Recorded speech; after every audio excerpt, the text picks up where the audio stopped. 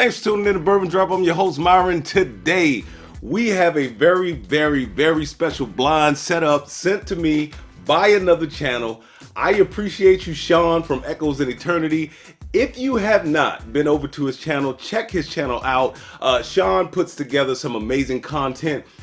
He's always doing some type of giveaway, and his giveaways are not your run-of-the-mill giveaways. His giveaways are like unicorns and special stuff. So thanks again, Sean. Look, go over and check him out. He is over at Echoes in Eternity. Sean, I cannot wait to get into these glasses. So first of all, Sean didn't put any answer key in there. He texted me the answer key. So at the end of this, you guys are going to see me have to go through my phone to get the answer key. It was a little tricky trying not to see the answers that he sent over text, because we've texted since and I didn't want to run into those text messages. But what he did do was he numbered them.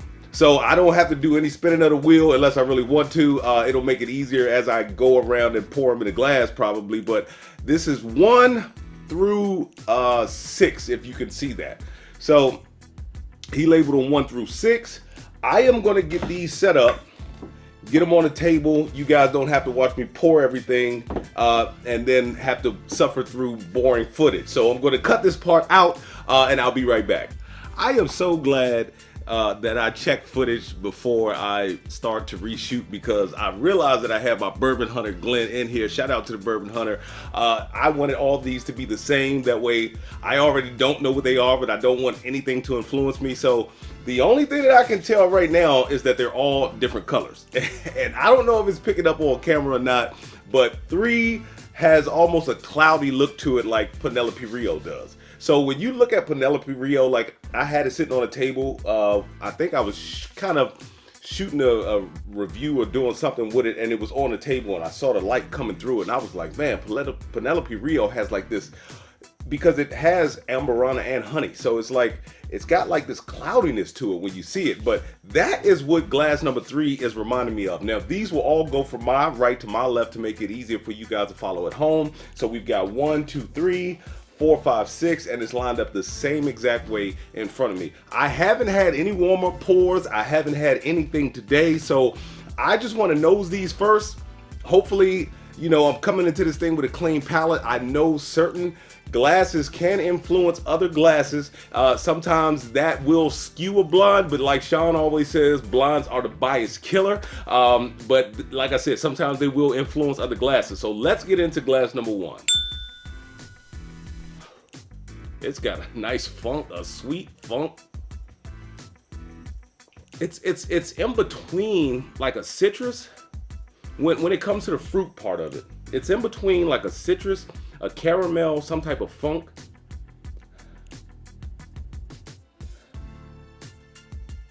The more and more I nose it, the more and more the caramel starts to come through. The funk kind of dies down, and my bourbon drinkers know that bourbon funk. When you get a good glass sitting in front of you and it just comes out of the glass and kind of smacks you in the face, it is like, oh my God, what is that?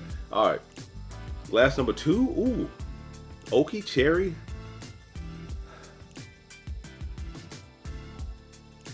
I almost wanted to say a light vanilla, but it was a lot of oak and a lot of cherry notes going on. A little bit of that almost like that sour green apple kind of comes through that one too. Let's see what the cloudy glass has going on with it. That's got a maple, like,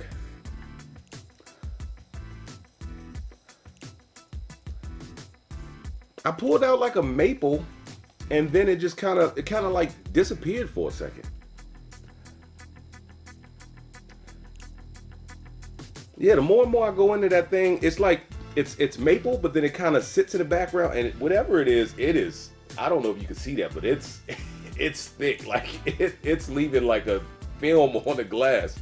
All right, so far we've got caramel with a little bit of citrus. We've got like cherry. We've got like a nice cherry and oak note, and then we've got like a maple, like some type of maple note in glass 3. All right, let's see what we got in glass number 4.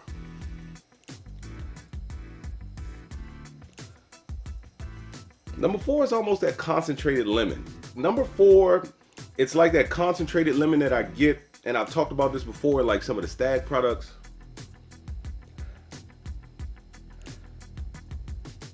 And that's really all that's coming out of that glass. I picked that up in Stag. I also picked that up in the special edition rye that I got that was barreled in 2010, the Knob Creek rye. And so it's like it's a really strong concentrated lemon. Let's see what's going on in glass number 5. Oak, vanilla, almost like pecan.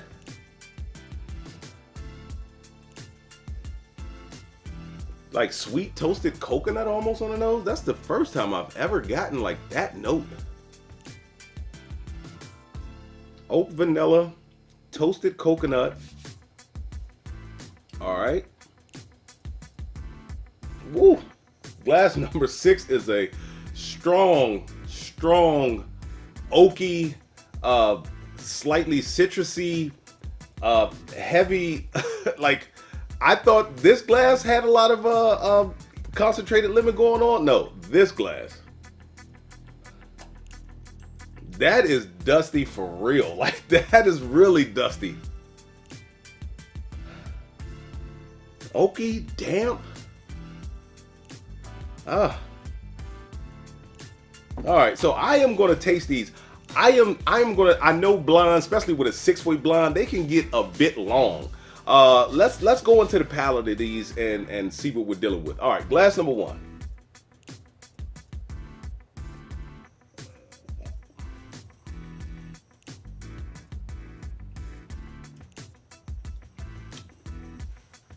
Definitely has some proof on it.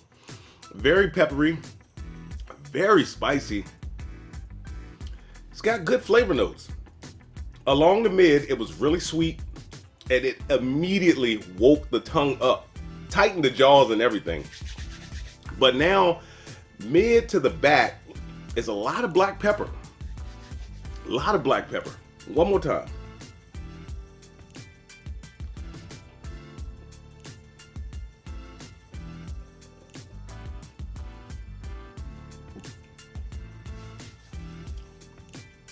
Yeah, that's sweet. Then it rolls into spicy pepper. It's spicy. That sweetness only stays around for a short period of time.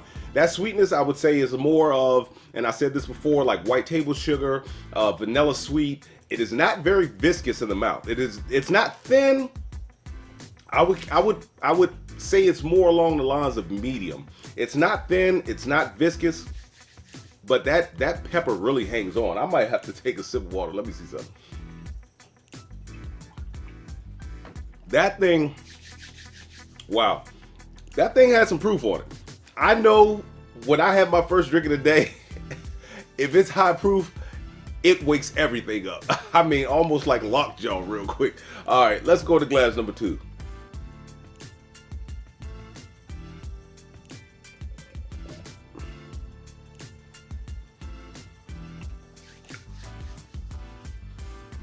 Glass number 2 seemed a little thicker in the mouth. It doesn't seem to me to be as sweet as glass number 1.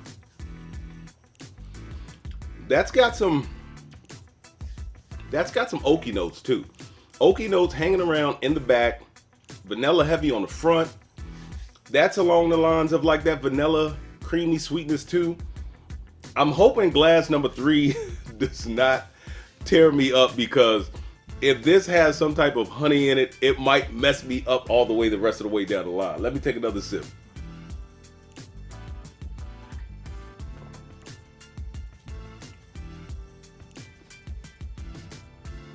Now I'm getting a tea note out of the glass, almost like a lemon tea.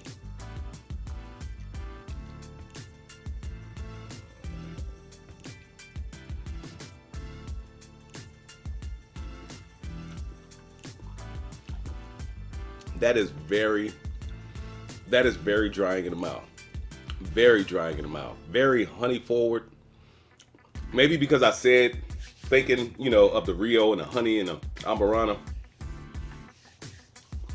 That tea note did transfer over to the palate. It is very honey forward in the mouth. It's very sweet. It's got a nice mouthfeel.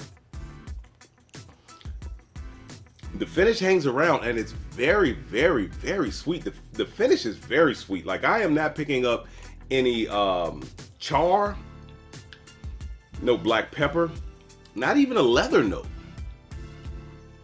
Get another sip of water, because whatever that is, that's thick.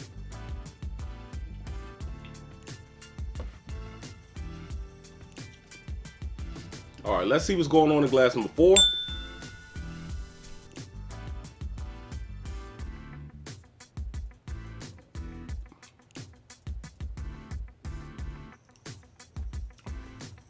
Glass number 4,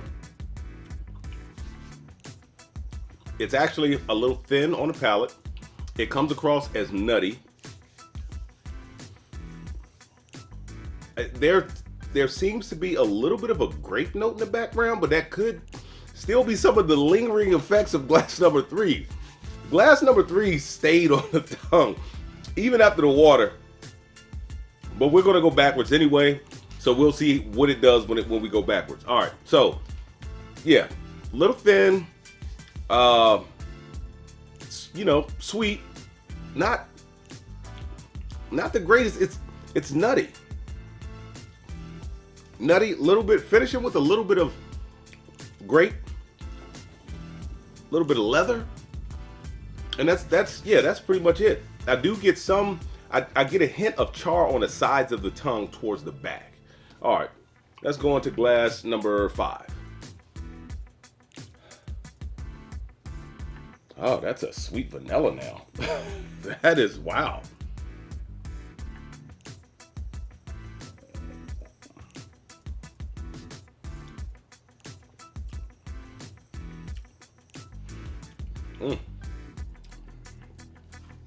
I really like that one. That one is sweet. The nose with that vanilla just came over. It's got like that vanilla cream. Really sweet on the mid. It's got some oak on it. It's got a little bit of oak on it. I am not, since glass 1, I haven't picked up anything else being proofy. Glass 1, maybe because it was my first drink of the day, but glass 1 just hit me like a ton of bricks, man.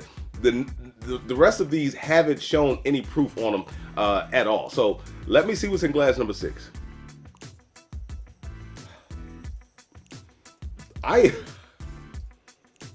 That's old.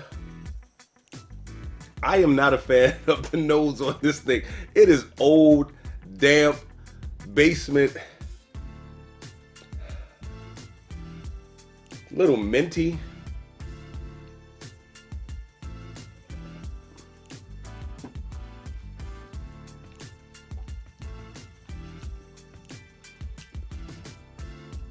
All that transfers over to the palate.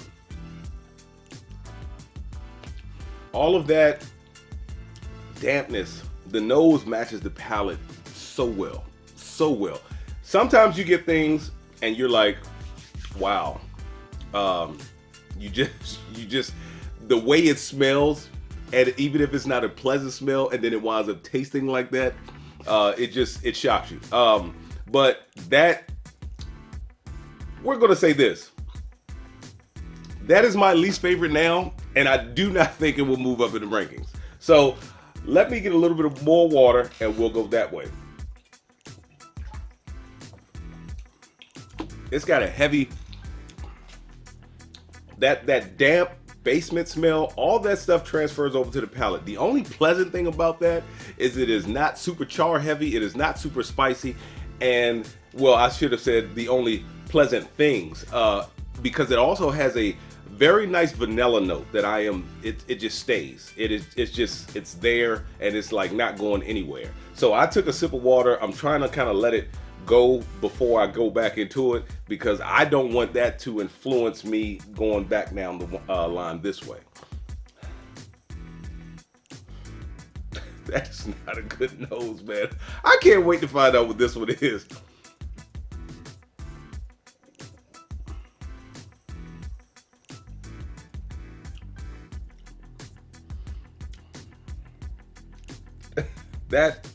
We're gonna put this one back here.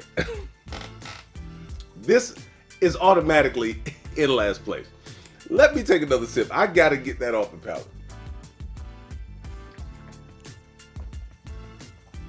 it has this sweet vanilla that just lingers. But everything else about it, I am just not feeling, man. All right. Favorite glass so far?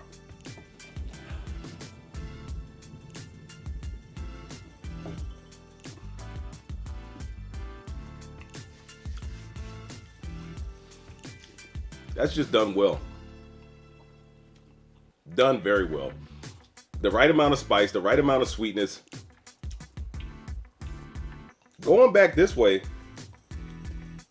I'm not picking up any fruits. I'm just picking up like a very rich, there's a vanilla, a creamy like vanilla honey. And I hope that's not that creamy vanilla in this one that is just taking over, man. It is hard doing this many in a row, going this way and then going back this way because they change each other. All right, so that one is still very well done. I really like it. I'm not gonna rank it yet. I think I'm gonna rank just these 5. I kind of know where I kind of want to put these. Let's go back into glass number 4.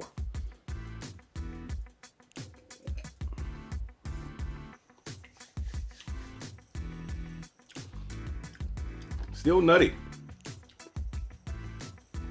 That's still nutty. Still very nutty. Yeah, more honey comes out on this thing, man. And maybe that is my mind working because it is a different color. Like, I'm pretty sure when I first poured them and you guys saw them on the screen, you could see, but this thing is cloudy though.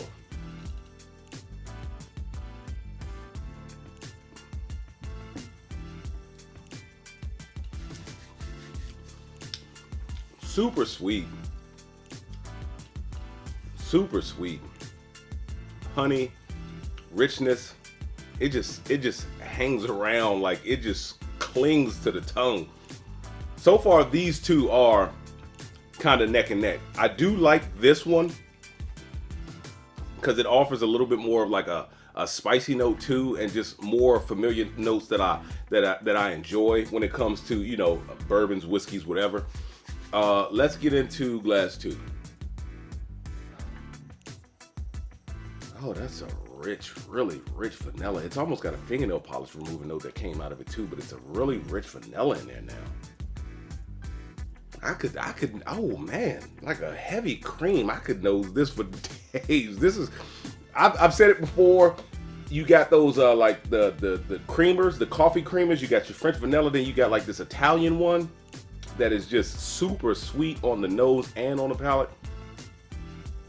Oh, that smells great.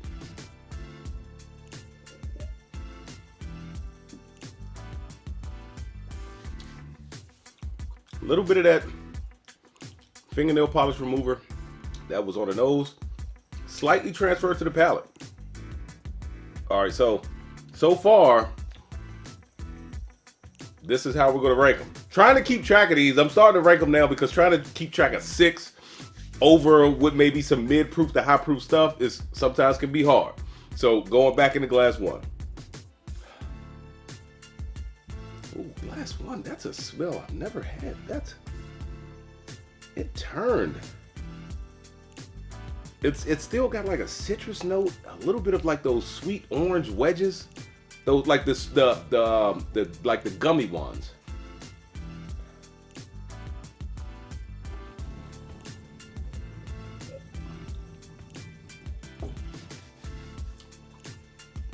Ooh. Still drying in the mouth, but this one is actually gonna go. Wow. All right, so glass 1 and glass 5 are damn near running neck and neck, man. Glass 3, yeah, glass 3 is definitely going to take 3rd place. It's definitely going to take 3rd place. Let's see where I'm at between glass 2 and glass 4.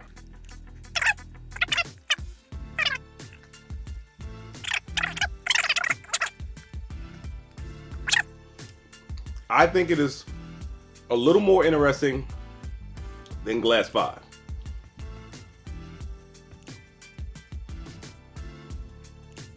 All right, between glass number 1, I'm sorry, glass 4. Between glass number 1 and glass number 5, glass number 5 almost took on like a barbecue sauce note on the nose.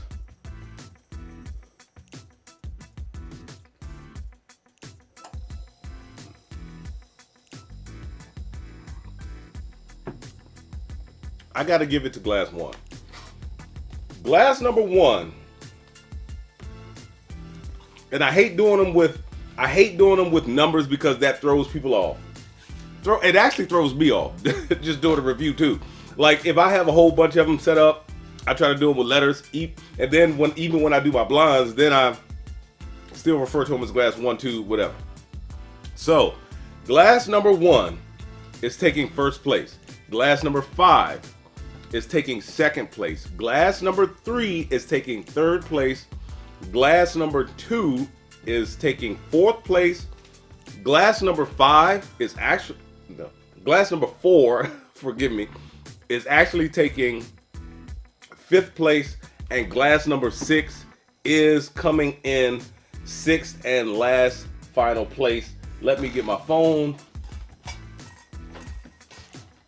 And let me go into Sean's thread.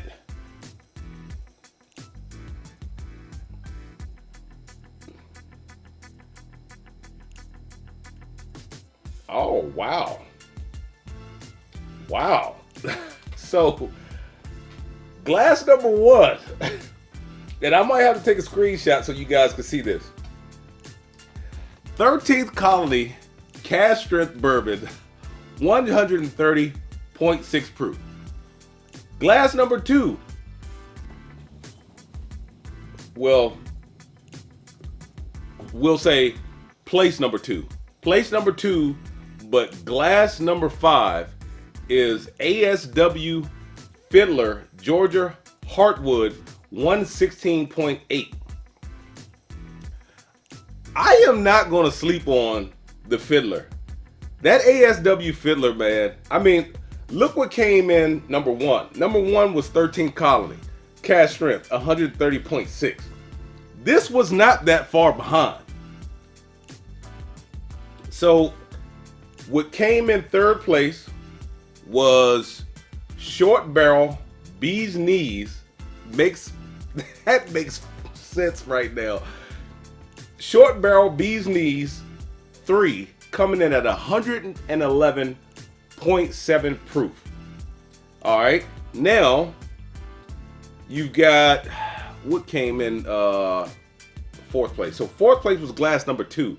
Glass number 2 was 13th Colony Sour Mash at 105 proof, which Sean has on here. It says discontinued. And then what came in fifth place was glass number 5.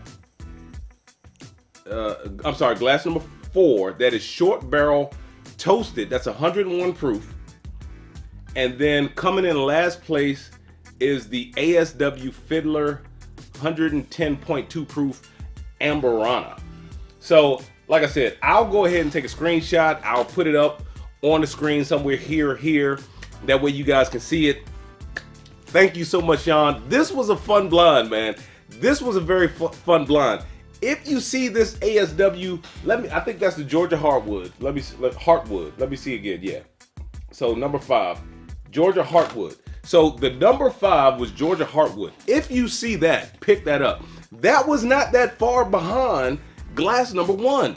But the Georgia Heartwood, this ASW Fiddler Amberana, I'm sorry guys, I'm not a fan of it. I am not a fan of it. But that just goes to show you that even if you have the same manufacturer, you can have ones that you like that they produce, and you can have ones that you dislike that they produce. So don't write off a distiller, manufacturer, producer, whatever, just because of one product. And I've done that before in the past, and it came back to bite me, and I was like, I cannot believe I've been avoiding X over here or Y over here just because of the product that they had out. So look, This, like I said, this has been a great blind. This has been super fun. Thank you, Sean. I really appreciate you for getting me these samples. And with that being said, let the whiskey flow.